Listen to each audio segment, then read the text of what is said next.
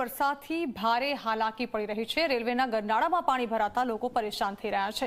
શહેરના પ્રવેશદ્વારમાં ગરનાળામાં પાણી ભરાઈ ચૂક્યા છે। અહીં લોકોને અવરજવર માટે પણ ભારે તકલીફ પડી રહી છે। 2 ઇંચ વરસાદમાં તંત્રની કામગીરીની પોલ અહીં ખુલી ગઈ છે।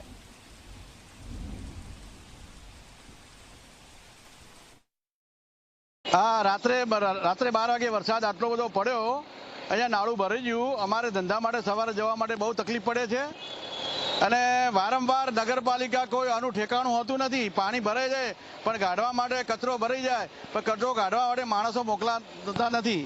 આપણે પાટણ રેલવે ગરનાળું આપણે પાણીથી ભરાઈ ગયું છે। અમારે અવારનવાર જવાની જરૂર પડે છે અને રિક્ષાએ વાહનો કોઈ જઈ શકતા નથી। એટલે આ દિવસ સત્વરે પાણીનો નિકાલ કરો, એટલે આનો સત્વરે તમે નિકાલ કરો, પાણી ભરાઈ જાય। હમણાં હું 2 વખત ખાડામાં પડ્યો તો ખરો સાયકલ લઈ। પાટણ શહેરમાં મેઘરાજાની ધમાકેદાર એન્ટ્રી થવા પામી છે। બીજા રાઉન્ડની અંદર જે મધ્યરાત્રિએ જે વરસાદ ખાબકતા જે રેલવેનું જે બીજું ગરનાળું છે તે સંપૂર્ણ રીતે પાણીમાં ગરકાવ થઈ જવા પામ્યું છે।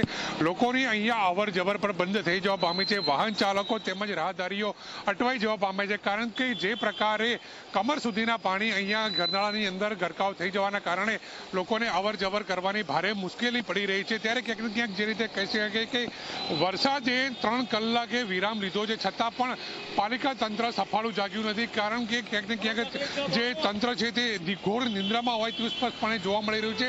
તેને લઈને હજુ સુધી પણ પાણીનો નિકાલ થવા પામ્યો નથી। તેને લઈને ક્યાંક ને ક્યાંક લોકોને ભારે હાલાકીનો હાલ તો સામનો કરવાનો વારો આવ્યો છે। પ્રેમલ ત્રિવેદી, ઝીમડિયા, પાટણ। મેગા સિટી અમદાવાદ શહેરમાં